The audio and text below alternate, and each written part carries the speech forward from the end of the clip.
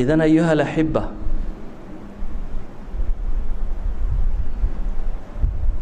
قلوبتها بكوتا وحانا بكيسية قال لماذا كفرية وحاب بكيسية معاصدة وحاب بكيسية سيدي ذنوب قلبك دكتا أكل واوينتي ومثلا احنا وباهناي أعمال القلوب كلا تلمامه وحنا وحلقنا ولا يا قلبك إلهي ذكريس هي حسكيس قرآن كآخرس كيس أوراد الله إمات كودا صلاة هي عبادات كي واجبات كاللغو فريس سمين تودا وحاسي قلبك إنه ولا يعني وحنا والله صافية على قلبك أو الريو الرياضة هي السمعة رياو وعمل قلبية حديث النبي واحد المام سادتك النار تبى الله وجهر شدة يا أهل التوحيد كأني كواسيين صدح دي النار توجه الرية أول من تصعر بهم النار بالنبي صدح توجه الرية النار تلوج الشدة وصدح قلبك كبو كوضي حي سمايين أعمال صالحة لكن قصدك إرادة عدة أعمال صالحة وحكي قربين بقل دنطي أوام حي وحو نبي تلمامي عليه الصلاة والسلام كوجه الرية النار تلوج الشدة ومد شيخها وقرآن أخرس بدنا ودي دبتنا وحلا ويدا هذا وحلو برين معاها محط قصة ميسي إلا هو أنا أخري ويدا هذا هبيني أنا الليل وأطراف النهار بان قرآن كآخرني وحلا يدي واحد وآخرنيسي إن لو ويدا هذا هبل وعالم يوا قارئ يوا نوحي قارنا دينتي نواتي لو يدي دتك كوجو يدا هذا هبل ونعد معانيو وشيخيو ووداد أنا قد برضو فنيو أنت أنا هرا لو يدي خلاص عند الله وحبك ما حجان بلا لي مركه naarta gal baa la yiraahdaa intaas aad walba doonaysa intiina heshay mid baa yimaada yiraahdaa waan jihaad ilaahu dartaaban u dagaalamay waa kan waxa la yiraahdaa waxaad rabtaa in lagu yiraahdo hebel waa geesi iyo xagu ka xiga nin baa ka xiga iyo dhankiisa laga soo dhici maayo intaas aad rabtay intiina waa lagu yiri baa rabbi yiraahdaa aadna naarta gal mid wax bixiyayna isna waxa la yiraahdaa waxaad rabtoon in lagu yiraahdo hebel waa nin faxal oo gacan furan deyntiina lagu yiri isna naarta gal idan waa acmaal alqulub waxa amalka ku kaaga dhiga wax qiimo leh haduu amalka qalbigu xumaado oo amar riyaa galo ismaqashin ama uu galo iscajabin iyo isafuufid iyo hal lagu sheego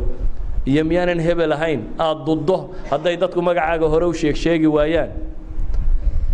iyana waa la midoon waxba ka waa hal baad lagu lisaday Soomaalidu sheegaysay waa aana cid la ku dhacay saawgeed amraad alqulub waa khatar gaalima haweenato waxa ku xigo dhan ku soo dar waxay u baahan tahay marka inaynu in badan dadaallo oo dadaalkeenu noqdo inaynu naftan u xidhxidhno sidii aynu u nadiifin lahayn siday rabbigeed cibaadada ugu khaalis yeeli lahayd siday uga bixi lahayd kibir iyo isla weyni iyo cujbi iyo riyaa iyo wax la mid oo dhan siday tawaadu iyo ikhlaas iyo acmaal suuban ay u samayn lahayd acmaal alqulub waxa ka dhiga uu nabigu leeyahay dirham ba 100 kun oo dirham ka fadli bata هل درهم يا 100 كن درهم قياس وهو حيث دافيه وعمل القلب بل اعمال القلوب وحا كان صدا لا اله الا الله قار لنا النار تقلان قار لا اله الا الله يكلين ان كبدبادان نبي عليه الصلاه والسلام وحشاغ اهل التوحيد كقار كميد بسبب معاصيهم من عذابك قليان اخر كمرك الله سو نظيفين كسو بخيان جهنميين با لا يرادا كوا أحاديث الجهنميون كقصار أوري لكن واحد أحاديثه كلا شيكتي مثل كان مالنت قيامة وده بتنسي جلات كيسي ذنوب تهلا تصيا كام سمايسة أو وده غيرته لا ده وح كلا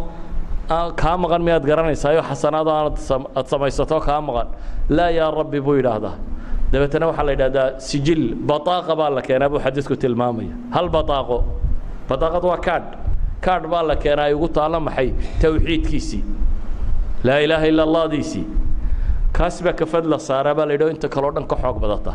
qaar kaloo laa ilaaha ila allahna xadiistu waxay sheegtay inay naarta galeen kana laa ilaaha ila allahdiisu inay wixii kaloo dhan ka xoog badatay culammadu waxay dhahaan waa maa fi lquluub iyadoo afka laa ilaaha ila allah laga wada leeyahay ayaa haddana qalbiga waxa ku jira aanu isleekayn iimaanka qalbiga ku jira laa ilaaha ila allahdan ka yeedhsiiyey ayaan isleekayn nabigu calayhi salaatu wasalaam nin saxaabiyo ximaar la odhan jiray ayaa dhowr goor khamro lagu soo qabta dabeetana maalintii dambaa la keenay mid baa markaa wuxuu yidhi saxaabadii ka mid ah dee wuu maagay waxaan buu yidhi maalin walba khamraa lagu keenaya waa lagu garaacayaadi nabigu calayhi salaatu wasalaam wuxuu ku yidhi war shaydaanka ha ugu kaalmaynina innahu yuxibu allaha warasuula buu nebigu ku yidhi alle iyo rasuulkiisii buu jecel yahay yacni shahwaatu nafsigii waa ka xoog bateenoo ila al'aan waxaan khayr ku jirin buu wadaa laakiin haddana waxaa la tilmaamayaa maa fi lquluub inuu qiimo samaynayo sida saxa ahi laakiin waxay tahay inaanay iskhilaafin maa fi lquluub iyo waxa camalkee kaa soo baxaya inaanay iskhilaafin waxaa qalbigaaga ka buuxa inuu noqdo waxa hogaamiya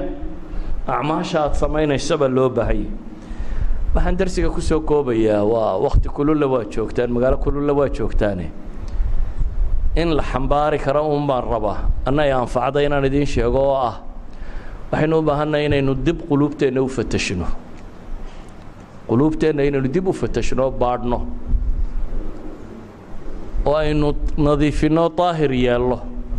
ka daahir yeelno xaasidnimo iyo xaqdi iyo xumaan iyo xan iyo wixii la mid oo dhan ka daahir yeelo ka daahir yeello waxa laaliya waxa mubtilaat alacmaal ah waxa camalka buriya adigoo shaqaynaya haddana inay shaqadaadu wax ka soo qaad yeelan weydo adoo salaad tukanaya salaadaadu nafci yeelan weydo waa mid subxaana leh marka ayuha alaxiba waxaynu leenahay quluubtu waa meel u baahan in ihtimaam gaara la siiyo oo aad xisaabtanto oo aad tidhaahdo qalbigaagu intay xaasidnimo ku jirtaa intay khilli ku jirta intay colaad ku jirta intuu nadiif yahay intuu daahir yahay intood rabbigaa weynaynaysa oo aan wax kaloo dhibi ku jirin kaasaynu u baahanay inaynu samayno sala allahuma calaa nabiyina muxamadi wacala aalihi wasaxbihi wasalam walxamdu lilaahi rabbi alcaalamiin